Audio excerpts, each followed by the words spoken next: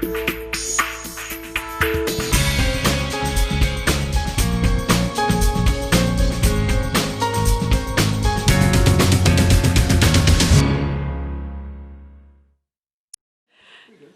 evening.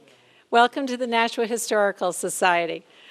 Very pleased to have an absolutely excellent program again tonight. But first of all, we have just a little bit of housekeeping. I'd like to introduce all of you, but particularly our visitors, to our curator, Beth McCarthy, and our president, Bill Ross.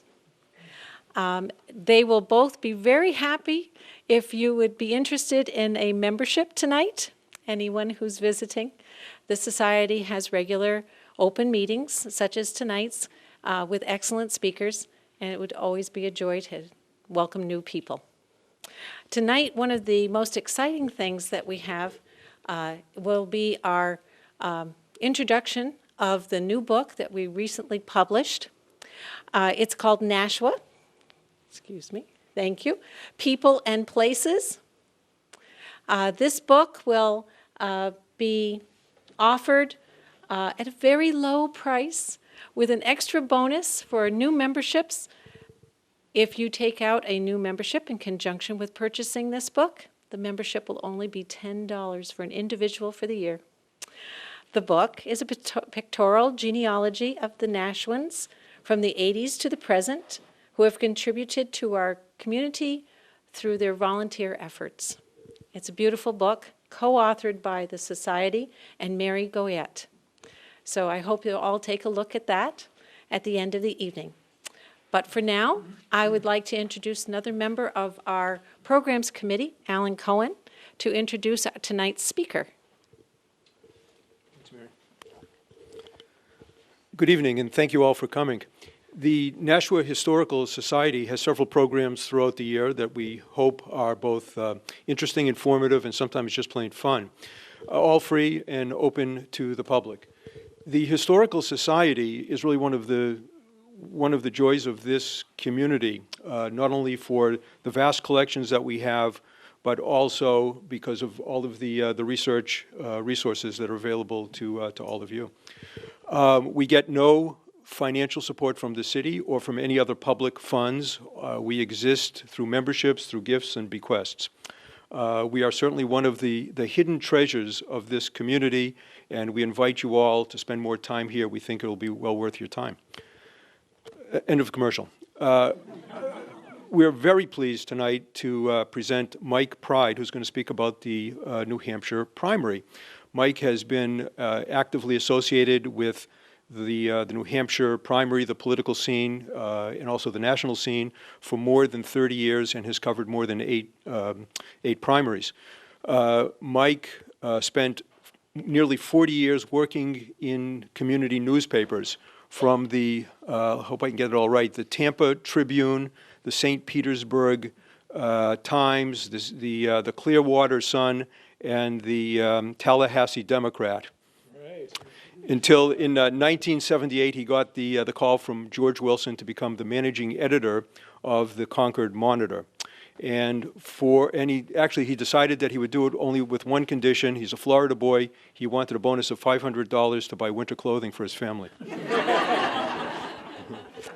And over the next 30 years, Mike was first the managing editor, then the editor of the Monitor, and mentored many reporters who went on to larger newspapers, to Pulitzer Prizes, to book deals, to foreign bureau assignments. The Monitor, while he was there, won Newspaper of the Year several times, and he himself won Editor of the Year in 1987 based on the work he had done the previous year on the Challenger disaster. In 1983, he became editor of the paper, a job that he kept for the next 25 years.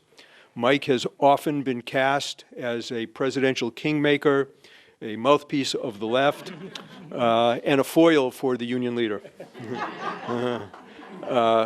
Mike is a former Nieman Fellow at Harvard, a twice Hoover media scholar at Stanford University, and he has written several books, those which he has brought with him tonight. Our Brave Boys, a story about the Civil War. Too Dead to Die, a story about a Florida man who survived the Bataan Death March. Something about a story about World War II, off to war. We went to war, and an update of the Elwyn Page book about Abraham Lincoln in New Hampshire. And his latest project is working on a book about the anti-slavery movement in New Hampshire. So please join me in giving a warm welcome to Mike Pride. Thank you.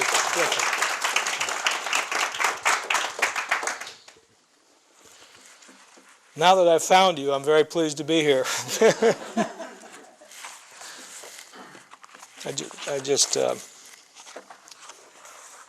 And I'll also add a plug about historical societies. We in Concord had the experience just this past weekend of losing the #1 local historian, someone who he was 92 years old. His name was Steve Winship. He was a great friend of mine.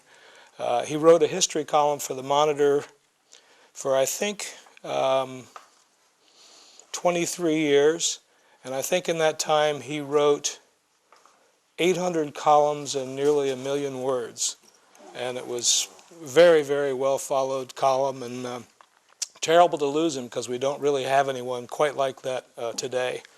So take advantage of your historical society. I spent a lot of time in archives and a lot of time in historical societies, and they're really quite wonderful. Since I'm here, I feel like I have to tell you the story, or a story, behind the story of that famous moment in New Hampshire primary history, simply known as the Nashua debate. I had been in Concord for 2 years in 1980, so this was my very first primary campaign. It was an amazing and exhilarating experience. Jimmy Carter's Rose Garden strategy, Teddy Kennedy's challenge to a sitting president, and of course, the duel between George H.W. Bush and Ronald Reagan, with a stellar GOP cast also on the ticket. For background's sake, I should say that the media were very different then, both in New Hampshire and abroad in the country. There was no internet, no CNN, no Fox, no 24-hour news channels of any kind. We had copiers, but we had no fax machines yet. We had no cell phones. We had no Palm Pilots. We had none of the tools that have really cranked up the speed of journalism in the current time. Channel 9 was just a puppy. It was clumsy, it was inept, and it was under-equipped. I remember a cameraman dropping a camera during an on-air interview with a United States Senator in 1978.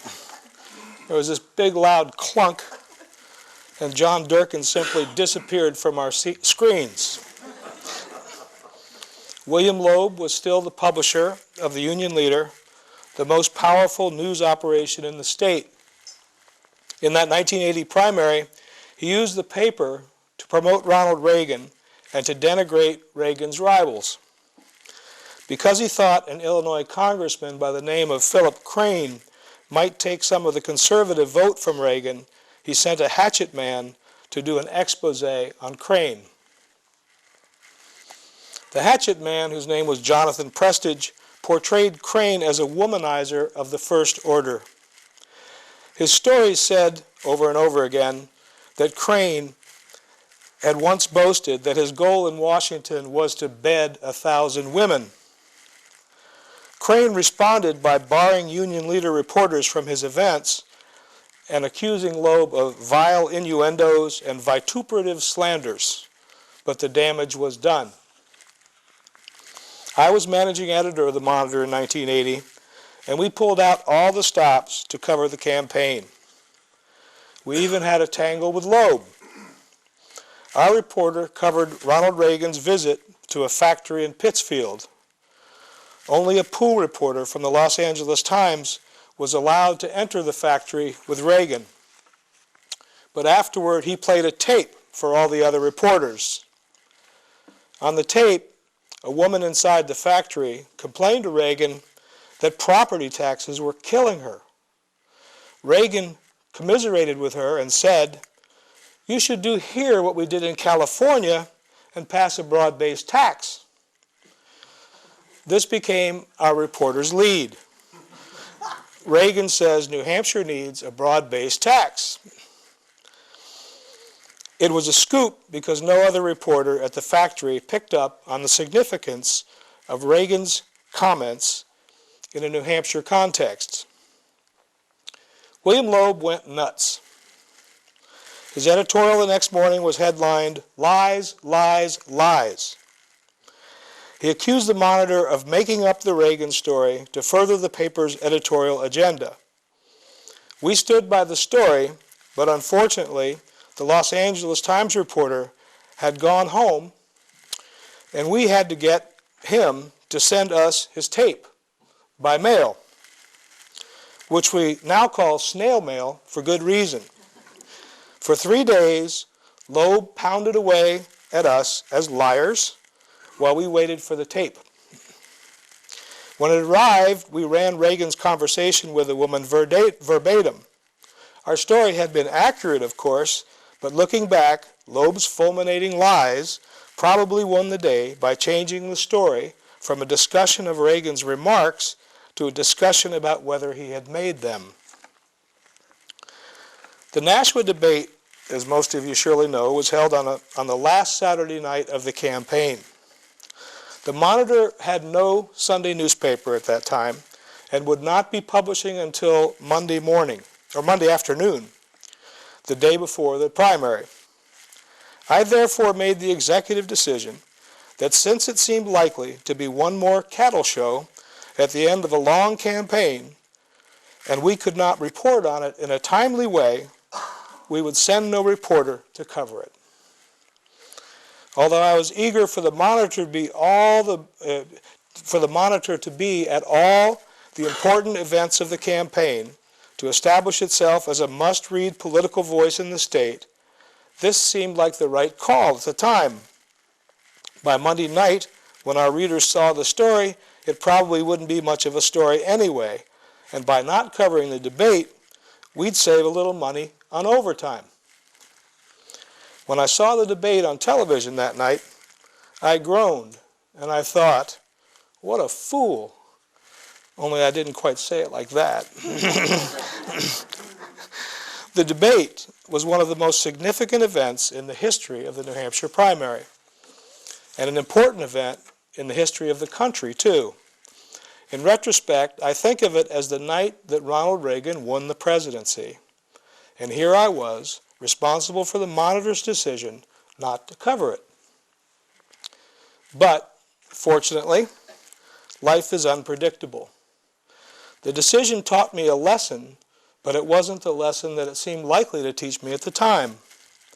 The lesson was one of management style.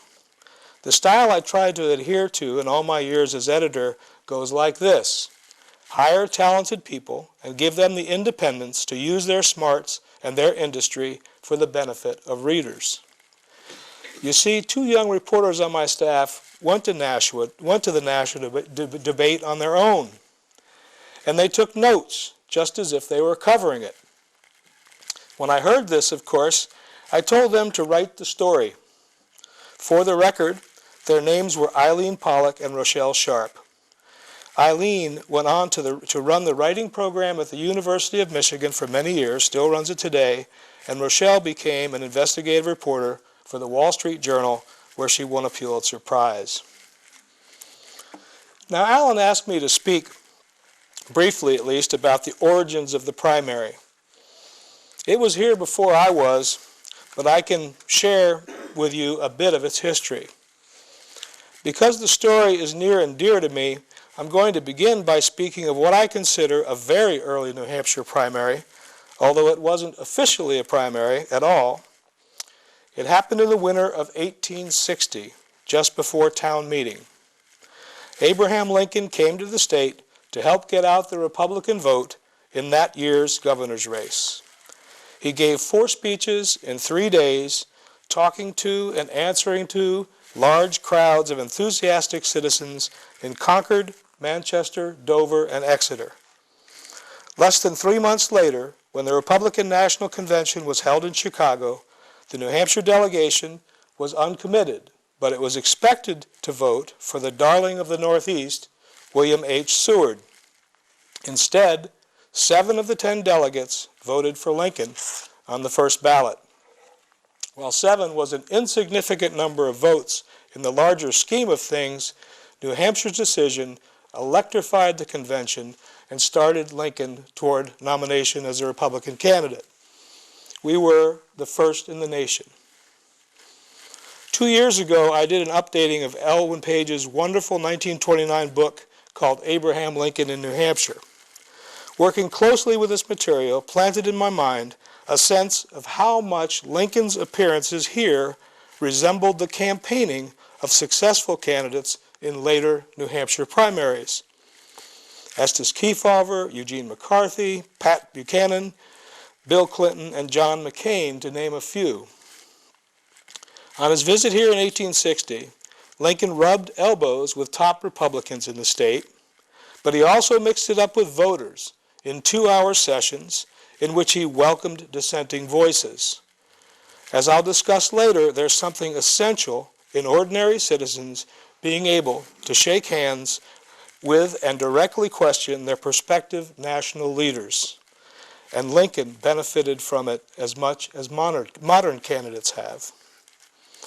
But getting back to the history of the modern primary, beginning in 1916, New Hampshire voters, all men at the time of course, elected convention delegates on town meeting day in March. The delegates were either pledged to a particular candidate or uncommitted. This system lasted for more than 30 years, but by the 1940s, it had lost popularity with voters. Participation in 1944 was 18% of registered voters. In 1948, it was 27%. This prompted a Concord man by the name of Richard Upton, who was the Speaker of the New Hampshire House of Representatives, to propose a new system to increase turnout and make the primary more interesting. Passed in 1949, Upton's bill allowed for direct voting on potential presidential candidates, but still the result was informational only. A beauty contest, it was called. The new system took effect in 1952, and the results were electrifying. The Democratic Senator Estes Kefauver of Tennessee, a friendly man who liked to wear a coonskin cap like Davy Crockett, pressed the flesh all around New Hampshire. On primary day, he upset a sitting president, Harry Truman, who scoffed at the primary and did not campaign. It was really the end of Truman's presidency, or any hopes he had of going for another term. There have been many changes since 1952. The 1977 legislature voted to make the New Hampshire primary first in the nation by law, meaning it would be moved at least 1 week before any similar event, a law that may have a terrible effect this year, in my view. Also beginning with the 1980 race, the state's delegates to political conventions were apportioned on the basis of the primary result. So when you're voting at the primary, you're actually choosing how many representatives are going to be for particular candidates at the convention. 4 years later, the filing requirement was reduced to a $1,000 fee, expanding access to the ballot. Other additions, same-day registration, the right of undeclared voters to choose one side on the ballot and then reestablish their independent status right after voting, have added to the amazing popularity of the primary. What New Hampshire offers candidates, according to the late David Broder, is an engaged electorate. And of course, that engagement is greatly enhanced by such broad access to both the ballot and the ballot box. Kind of cutting down my thoughts for this talk has been a timely exercise considering the terrible campaign we're having this year. The big media, the candidates, and the Republican Party have forsaken the traditions of the primary for a national campaign. I hope this is an anomaly. I hope the New Hampshire primary can survive and be restored after the 2012 campaign, but it won't be easy to take it back. It will hurt the country if future campaigns are run as this one has been, kind of like American Idol, with a string of television debate performances deciding who's in, who's out, who's up, who's down from week to week. This kind of primary may suit the purposes of 24/7 news channels, the big money donors, party leaders, and the internet media, but it does so at the expense of the candidates and the voters. The chief lesson I have learned from following the primary process for more than 30 years is that a direct personal connection between voters and the potential leaders of the country is vital to a healthy democracy. Because New Hampshire offers an engaged electorate every 4 years, and because it has a healthy grassroots democracy, it is an ideal place for candidates to make this connection. A corollary to this idea is that the candidate who works hard to make such a connection often reaps great rewards. For good examples, I need go no farther back than the 2008 primary on both the Republican and the Democratic sides. We all know now that John McCain easily won the Republican nomination in 2008. But I think back to a lunch speech on foreign policy that McCain gave in Concord in the summer of 2007. Set speeches were never John McCain's strength, but the substance of what he said wasn't the story of the day anyway. The story was McCain's sudden fall as a presidential candidate. He had collected oodles of cash, and his dysfunctional national campaign had spent every penny. He was broke and slumping in the polls. A huge contingent from the national press came to this foreign policy speech in Concord with the scent of a dead campaign in their nostrils. Mike Dennehy and Steve Dupree, two old hands from McCain's New Hampshire victory in 2000, made the rounds among groups of reporters trying to fend off this story. They failed utterly. When I asked Mike about this, he said he had known the national campaign was screwing up all along, but no one was willing to listen when he suggested to the big guys that they'd let McCain be McCain. It had taken a near collapse to wake even McCain up. What now? I asked Mike Dennehy. There's only one thing he can afford to do, Mike said. Get back on the bus. A few months later, I was present in Eagle Square in Concord on a chilly fall morning when McCain came to Concord to file to run. Only a few people were there to cheer him on. Most of them were old men in those black caps with the World War II and Korean War military units stitched in yellow on the front. McCain's habit was to call any audience my friends. But when he used the term with these men, it had a special resonance. Nevertheless, the morning was gray and melancholy. McCain's campaign still seemed on the brink of extinction. But in coming weeks, I went to several of the dozens of town meetings McCain held with voters. It was amazing how these events helped him get his mojo back. He took on any question. Like Lincoln 148 years before him, he went out of his way to let people who did not agree with him have their say. He listened, he gave direct answers, and in the end, he rose from the dead, easily winning the New Hampshire primary. The only thing that explains this victory is that even in a big country like ours, people like to think they know their national leaders. In the fall of 2008, as the Republican nominee for president, McCain got on the bus again, including one last ride in New Hampshire. I was privileged actually to go on that ride from Concord to Exeter. It might have helped him win the presidency had he been able to shake the albatross of economic collapse under the Republican incumbent. Now let's take a look at the 2008 Obama campaign in New Hampshire. No one could ever fault Barack Obama for being unwilling to give time to New Hampshire voters. And no candidate stood to gain more from town meetings, coffee klatches, and Rotary clubs than Barack Obama did. But willingness did not, in his case, equal opportunity. That is because the national media made Obama a rock star. And because it is easiest to cover a two-person race, they were only too happy to set up a duel between Obama and Hillary Clinton before the first caucus or primary vote had been cast. The problem for Obama was that he was such a star that any appearance in New Hampshire was certain to draw thousands of people. That might seem like a good problem for a candidate to have, but you can't have an intimate conversation with thousands of people. You can't gauge just what's on their minds and modify your political positions to match those concerns. You don't learn at the grassroots what it is the public expects of you should you become president. At the Monitor, we had Obama for 2 long editorial board interviews.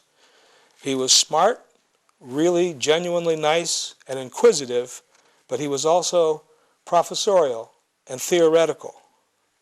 I also heard him on the stump. One of the times I saw him in one of those large audiences, he was tired and his game was a little bit off his game. He gave a sluggish speech. As I was leaving the gym at Concord High School afterwards, I heard a woman trying to convince a friend how sparkling he'd been, how wonderful. The friend wasn't buying it, and neither did I.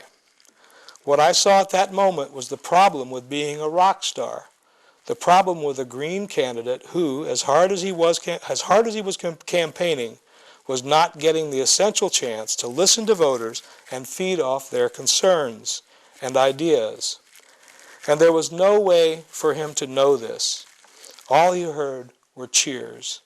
He could have stood at the lectern and read his grocery list that day, and his fans would think he was the most brilliant guy in the room. It did not surprise me then that in his first year in office, the Obama administration was tone deaf and insular. People were worried about their jobs and their kids' jobs. They were worried about a shrinking standard of living. Obama followed his own script, getting a half-a-loaf health care plan passed and trying with little success to change the tone of Washington as he had promised. Don't get me wrong, no president since FDR was dealt as bad a hand by his predecessor as Barack Obama was. My point is simply that had he been able to get on the bus, as McCain did, and stop at the Newport Opera House and the North Nashua High Gym and the Brookline Meeting House to talk with groups of 50 or 100 people, he would have been a better president. He might even have won the New Hampshire primary. Now, I want to give you a chance to ask questions and hear what you want to hear from me, but I have to close with a little story about a connection, a personal connection, between a presidential candidate and a potential New Hampshire voter that was perhaps a bit too personal. It happened during the 1984 campaign. The Monitor at that time was in a downtown building. Right next door was a former men's club, the Wanna-Lancet Club, that had been converted into a service center for mentally ill people. The Monitor's editorial board was sitting in the second floor conference room one day interviewing Senator John Glenn, who was running for president as a Democrat, when I heard a commotion outside the window. I looked up and I saw the back of a woman standing on the balcony of the mental health building. Suddenly she turned her head toward me and she shouted, "Bet you haven't seen one of these!" Of course, Glenn and his staff and our whole editorial board turned to look. And just as they did, the woman lifted her dress and mooned us. I'm not sure that this gesture was useful to Glenn in any way, but it did lend a bit of levity to the important work of electing the next president. Thank you very much, and I'll be glad to take your questions.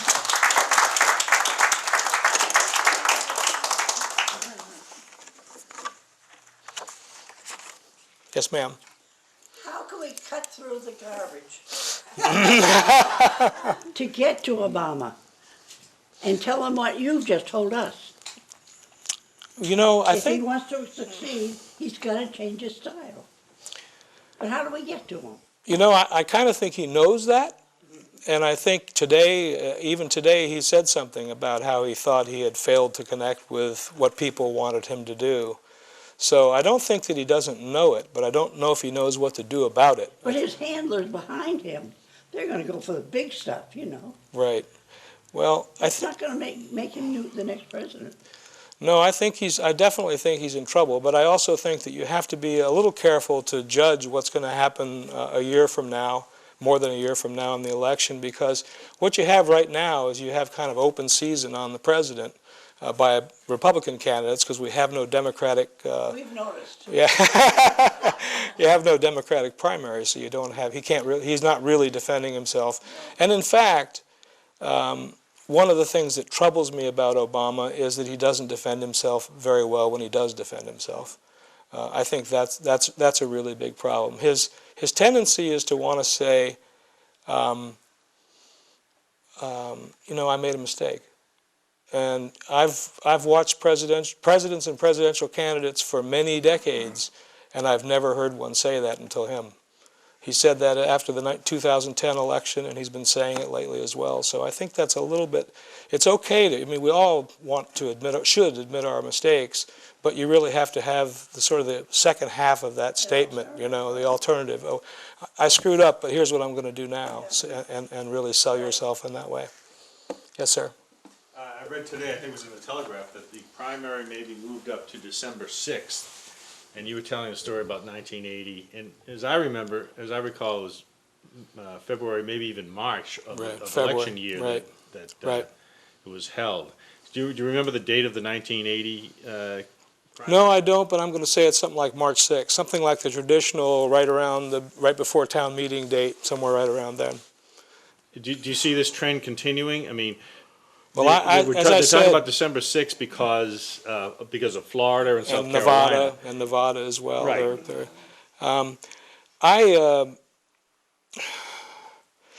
I don't know if I see the trend continuing. I mean, the trend has definitely been in effect for a long time. We've moved earlier and earlier, and last time we had it on January 8th.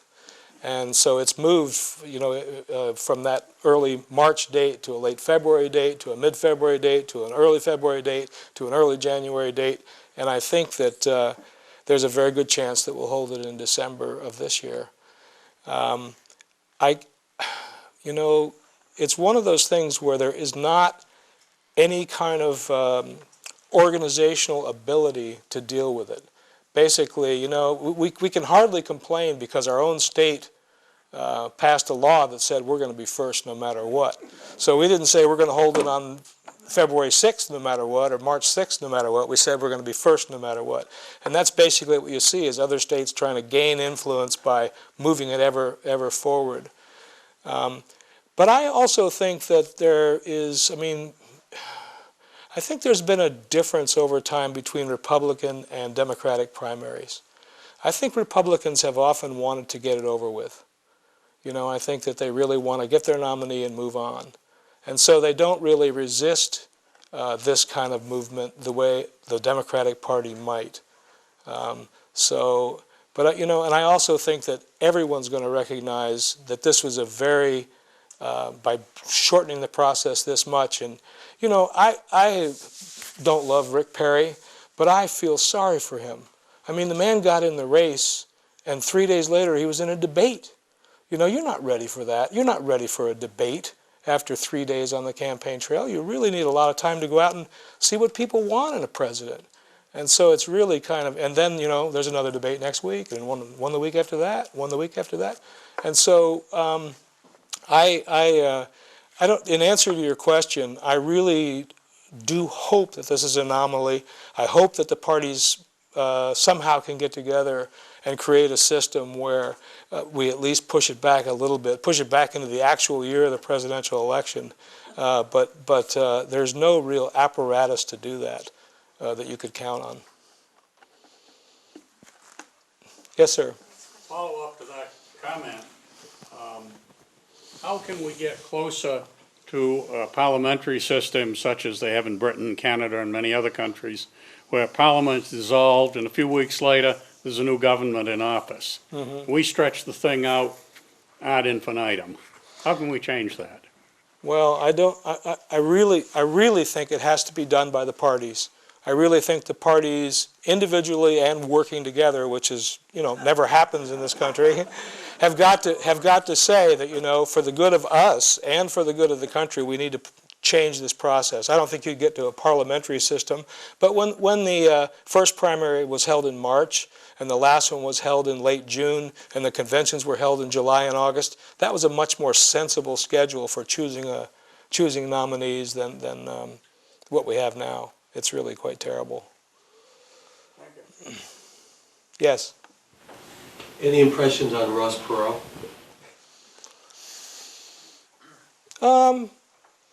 I see Ross Perot as being kind of in a class of candidates who are very interesting but very unlikely ever to be president. I think we have Ron Paul this time, who's a little like that. We had Steve Forbes in 1996, who was a businessman who wrote in and had a plan about slashing your taxes and all this, and people rose and thought he was great. We have Herman Cain too. I mean, I don't think that's going to last very long because they're not really presidential material. I think Perot probably got Bush 1 defeated and won the presidency for Bill Clinton because he did get a lot of votes. And I think he also tapped into a lot of the frustrations that people have with the system. I mean, we've talked about that a little bit in just this little question and answer. We're all really frustrated by the process, and we'd like to see it change. And we can all see that it's illogical and it's not good for us. And so if somebody comes along and says, I'm going to fix that, and I'm going to fix it with this simple idea, and I'm going to do it no matter what, then we like to listen to them. And I think that's a kind of candidate that Ross Perot was. Yes, ma'am. Oh, I'm sorry. Mine wasn't a question, but since you started in with the Ronald Reagan debate, my husband and I had tickets to that, and we were at that debate. Oh, good for you. And the tickets, they didn't collect them. You just showed them at the door. And I used to collect memorabilia from all the primaries. And when I retired from work, I decided to stop doing that. And I called Concord. And they didn't have a set of tickets to that debate in their collection. At the Historical Society? New Hampshire so they were Historical very Society? pleased. I turned all of our items over, but they were particularly pleased with that because they didn't have the tickets. Oh, to the good for Ronald you. I have a Reagan button, debate. actually, from that debate. And I was going to wear it tonight, but I couldn't find it. Yeah. I couldn't find this place. I couldn't find my button. Evening, very exciting. Yes, ma'am.